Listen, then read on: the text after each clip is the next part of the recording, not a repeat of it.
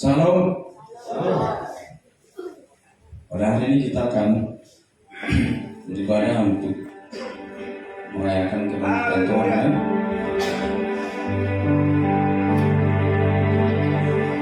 Seharusnya kita dari masuk pukul 6, namun waktu mungkin terlalu enak tidur pada malam hari. Amin. Tidak ada masalah untuk keterlambatan kita, namun kita harus tetap yakin bahwa kebangkitan Tuhan ada dalam diri kita. Kita akan mulai ibadah kita. Mari kita satukan hati, mari kita sama-sama berdoa. Allah Bapa kami yang bertahta di dalam kerajaan surga, segala puji dan syukur kami panjatkan kehadiran-Mu ya Tuhan, buat penyertaan-Mu dalam hidup kami hingga sampai pagi hari ini Tuhan. Kami merasa kasih-Mu sungguh luar biasa. Dan pada saat ini Tuhan, kami mau merayakan kebangkitan-Mu. Biarlah kebangkitan-Mu ya Tuhan membangkitkan kami untuk meninggalkan segala dosa-dosa kami, sehingga kami boleh hidup baru, sehingga kami boleh bertobat, agar kami hidup sesuai dengan kebenaran firman-Mu. Layakkan kami Tuhan untuk dapat beribadah pada hari ini, sehingga kami boleh bersuka cita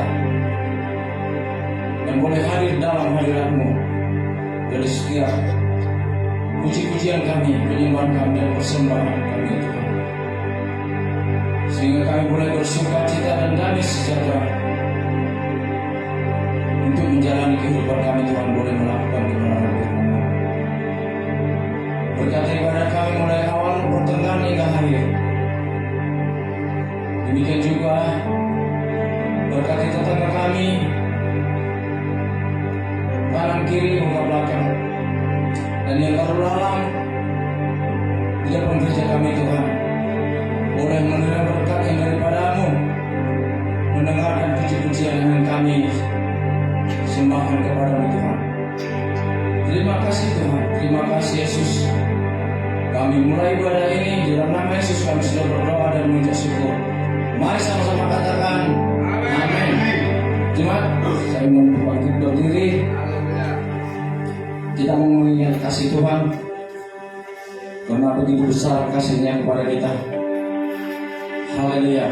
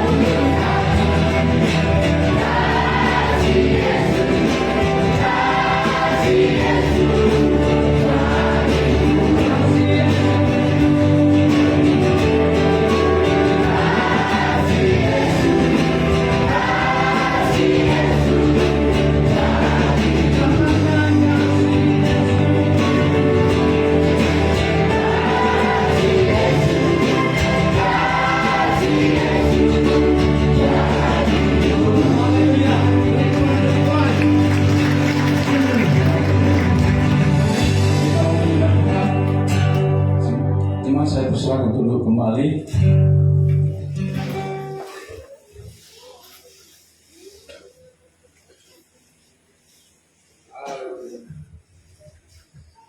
Haleluya Yesus. Karyamu sungguh besar buat dunia ini, sehingga Engkau membangkitkan Tuhan Yesus yang mati disalibkan. Haleluya.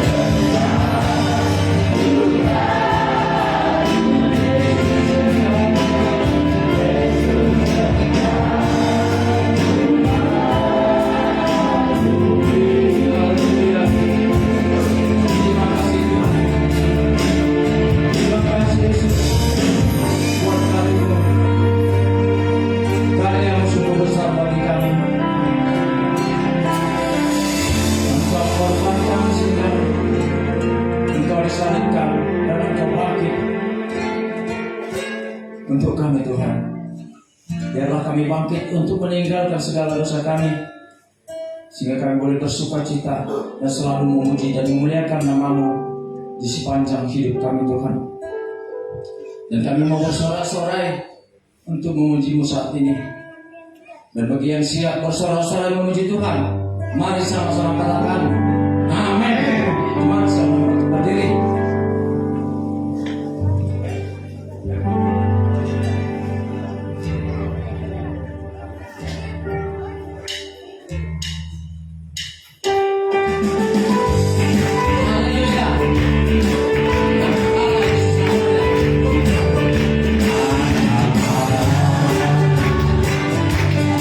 Yesus namanya.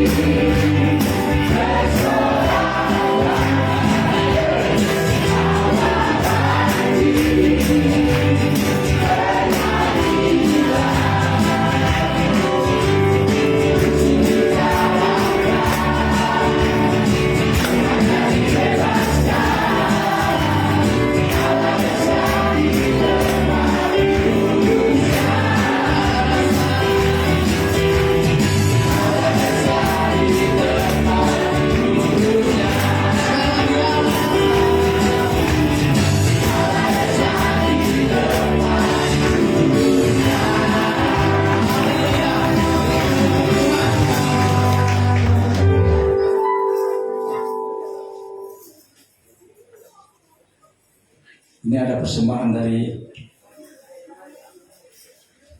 anak sekolah minggu, kaum dan kaum remaja.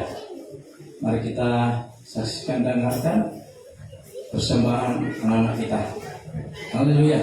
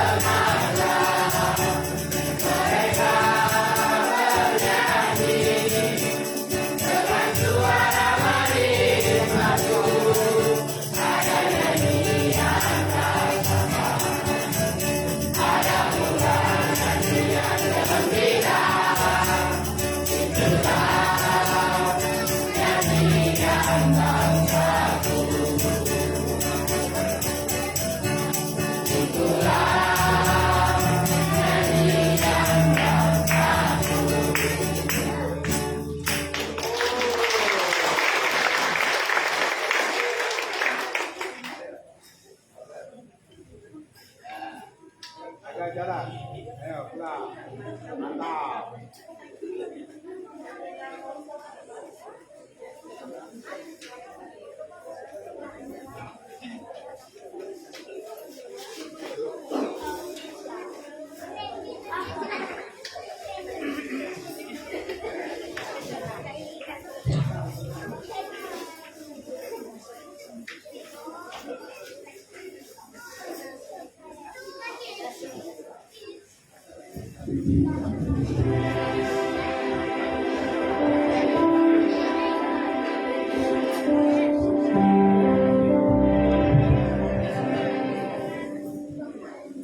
Kita opus dulu anak-anak kita. Jadi Tuhan, ini teringat kembali kami 15 sampai 20 tahun yang lalu. Jadi anak-anak kami seperti itu. Cuman belum begitu banyak seperti yang kita lihat saat ini. Saya bersuka cita karena semakin bertumbuh berkembang, semakin banyak, dan biarlah Tuhan yang memelihara hidup mereka sehingga hidupnya selalu dalam Tuhan. Amin. Kami Pak Otang, Pak Martito, Pak Tarik, yang mungkin dengan yang lain, anak-anak kita tadi 15 sampai 20 tahun yang lalu juga menyanyikan puji-pujian seperti ini, tetapi mereka lebih maju lagi. Amin. Karena belum ada ibu gembala saat itu.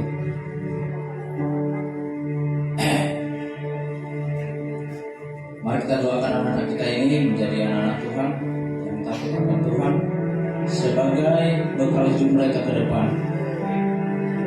Kita tidak tahu 10-20 tahun yang kemudian gereja ini masih berdiri atau tidak.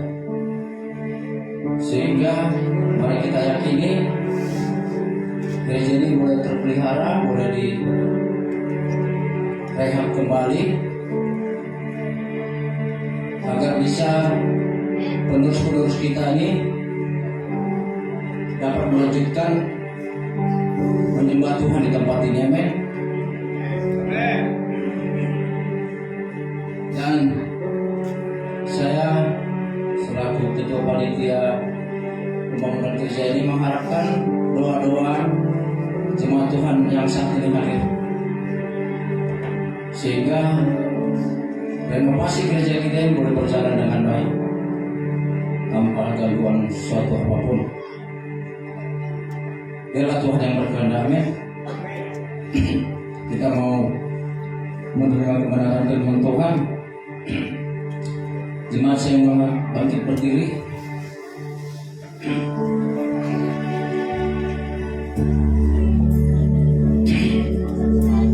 Haleluya. Selagi aku Tuhan. Haleluya.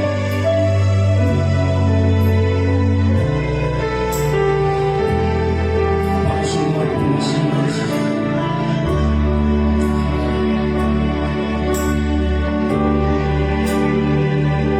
Selagi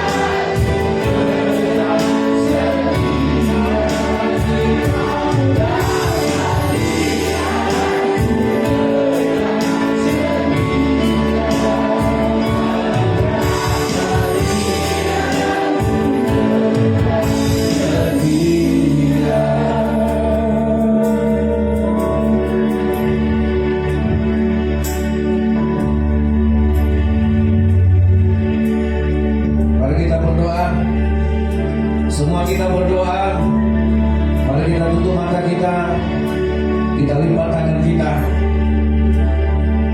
Haleluya. Di dalam nama Yesus Kristus Allah kami yang hidup, curahkanlah roh-Mu yang kudus. Biarlah kuasa kebangkitan dari Tuhan kami Yesus yang hidup, yang sudah mengalahkan maut, yang sudah mengalahkan kutuk, yang sudah mengalahkan kematian. Datanglah kerajaan-Mu Tuhan. Lepaskanlah kami dari yang jahat.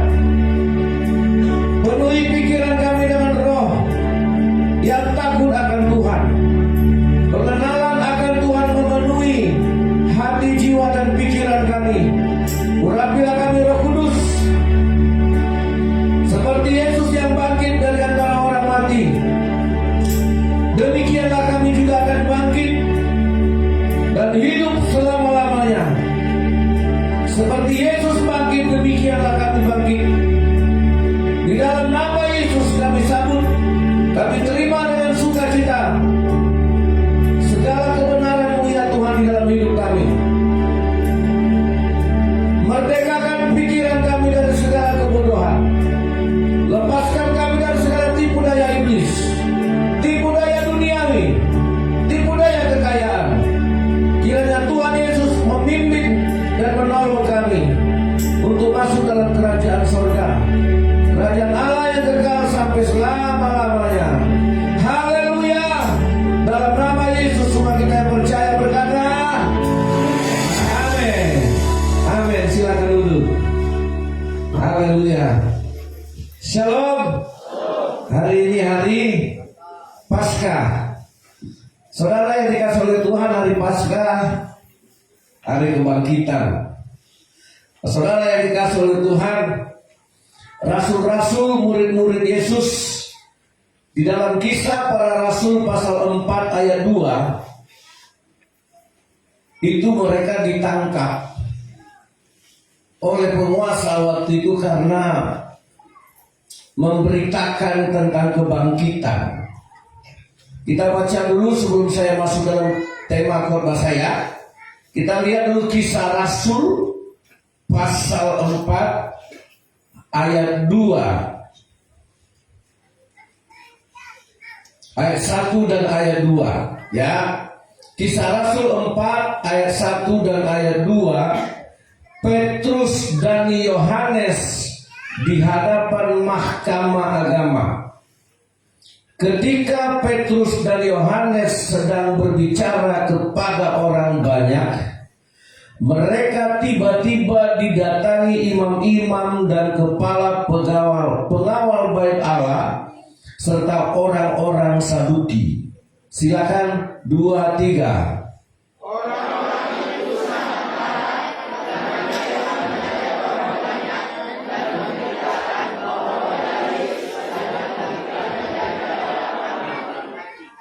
Bahwa dalam Yesus ada kebangkitan dari antara orang, itu yang menjadi poin kekristenan. Tapi orang Kristen sekarang nggak cerita tentang kebangkitan. Mungkin karena nggak paham. Ini bukan sekedar perayaan. Jadi saudara, murid-murid Yesus itu kemana-mana bersaksi, bercerita, bukan tentang anaknya berhasil, anaknya masuk akpol, anaknya jadi dosen, anaknya jadi raja kapal, anaknya jadi raja minyak. Nah, itu ceritanya. Berita sukacita, berita yang terbaik. Saudara, apa perkataan yang paling luar biasa?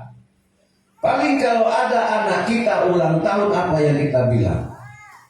Tambah pintar ya nak, semakin berhasil berguna ya nak, bagi orang banyak, bagi keluarga. Nah, apa yang kita katakan itu baik, tapi itu semua akan berakhir di mana? Di di kuburan selesai cerita itu. Dan bukan itu poinnya. Nah, ini berita yang nggak pernah didengar. Ini cerita yang nggak pernah mereka dengar sebelum-sebelumnya. Karena sebelum-sebelumnya semua nabi mati. Semua nabi mati, tidak ada yang bangkit. Semua orang-orang yang diutus mati, tidak ada yang bangkit. Yohanes Pembaptis mati, tidak bangkit. Daud mati, tidak bangkit. Saudara, Abraham mati, tidak bangkit. Nuh mati, tidak bangkit. Salomo, orang paling pintar, orang paling kaya, mati, tidak bangkit. Tapi ketika mereka melihat, menyaksikan, karena mereka murid-murid Yesus, betapa penuh dengan sukacita yang penuh, dengan pengertian, dengan pemahaman, dengan iman, dengan seluruh hidup mereka. Mereka bawa berita itu. Tentang apa? Tentang kebangkitan Yesus. Itu menjadi berita yang luar biasa, yang sangat menggemparkan semua manusia. Amin. Itu makanya kalau engkau percaya kepada Yesus, juga buka Kolose pasal 3 ayat 2. Ya, kita lihat dulu ini masih pendahuluan ya. Nah, seperti permintaan kami waktu itu Om, korbannya kalau Om bilang cepat jadi lama. Nah, sekarang saya mau bilang korban saya lama supaya jadi cepat. Ayo, ayat 1 dah, mulai dari ayat 1 lah, April. Dari ayat 1 dan ayat 2. 1, 2, 3.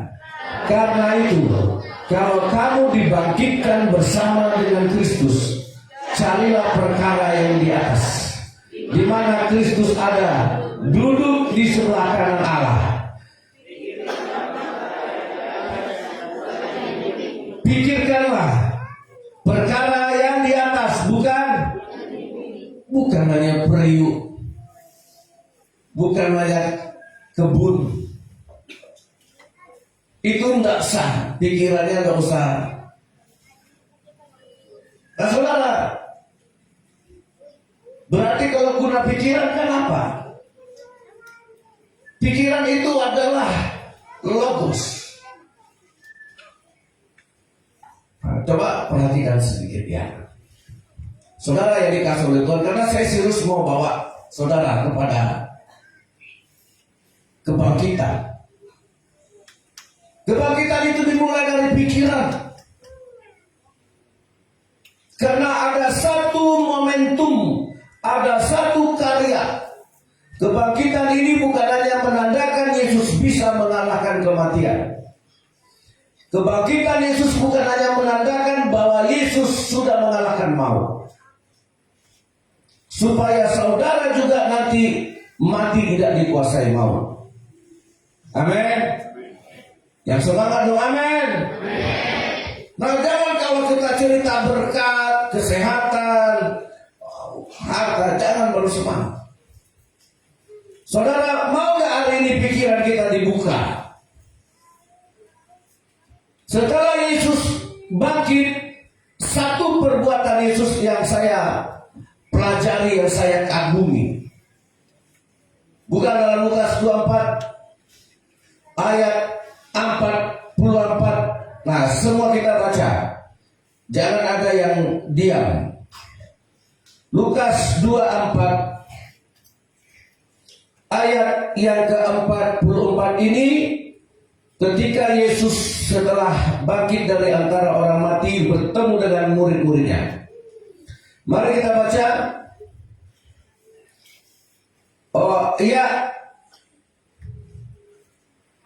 ayat 45. Ayat 45, 1, 2, 3. Lalu ia membuka pikiran mereka supaya mereka mengerti kitab suci. Lalu Yesus membuka pikiran mereka sehingga mereka mengerti kitab suci. Lanjut, silakan 2, 3.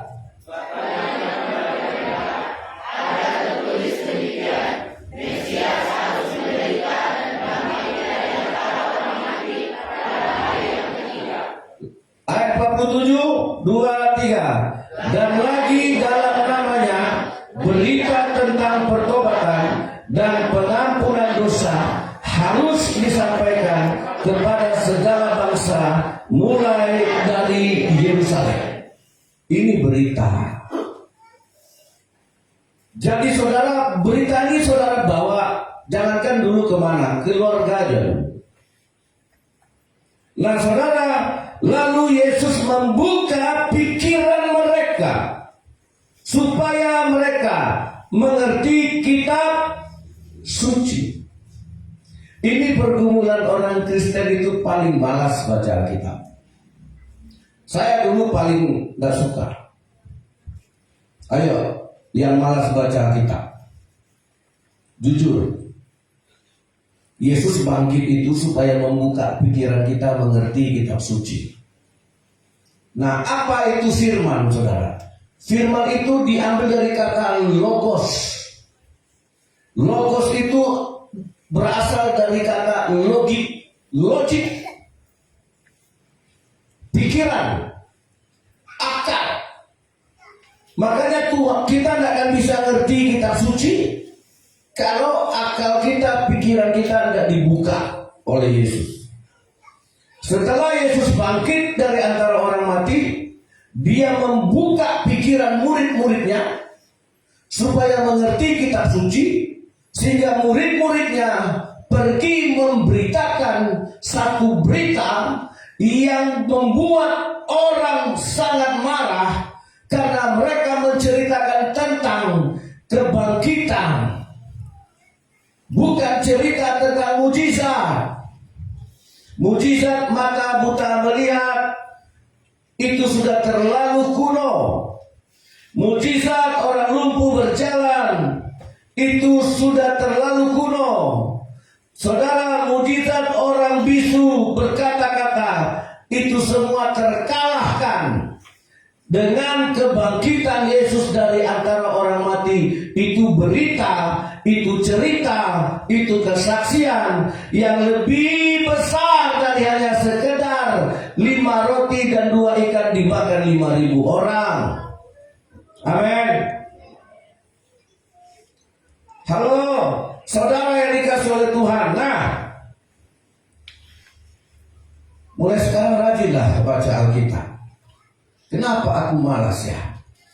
Jangan-jangan pikiranmu belum dibuka.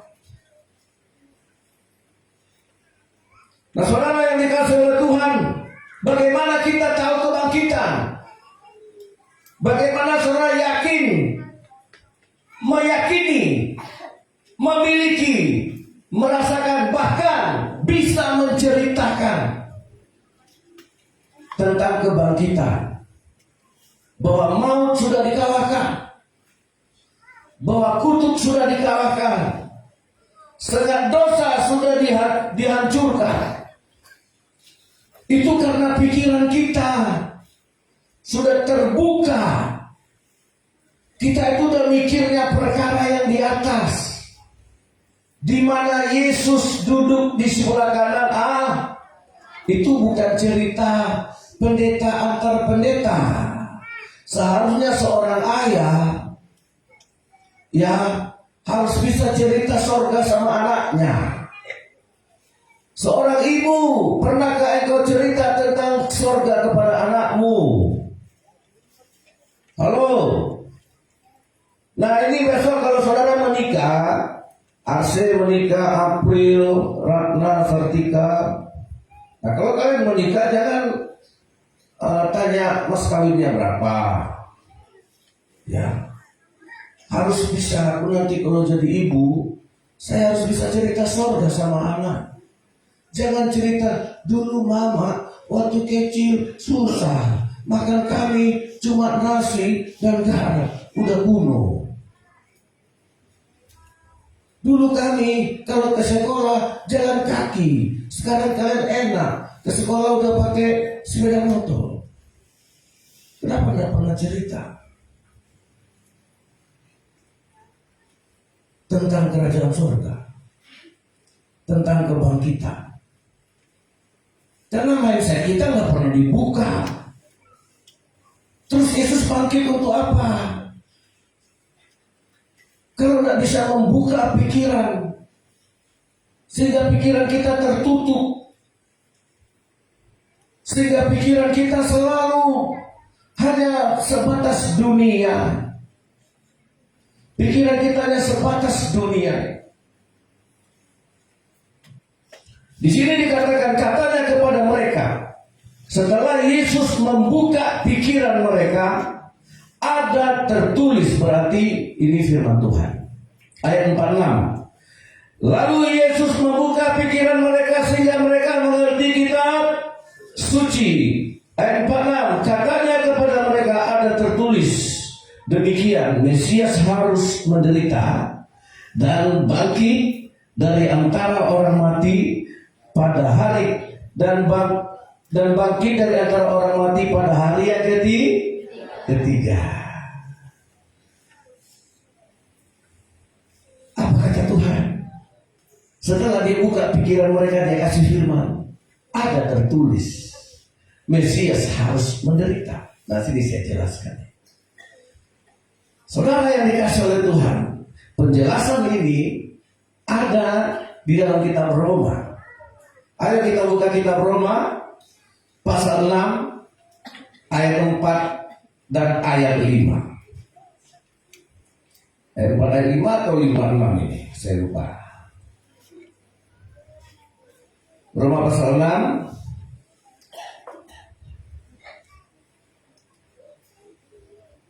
ayat 4.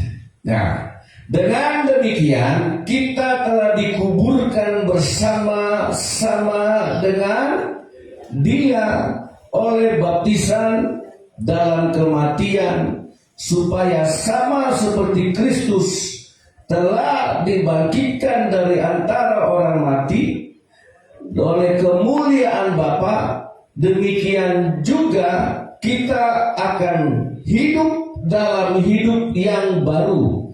Ayo semua jemaat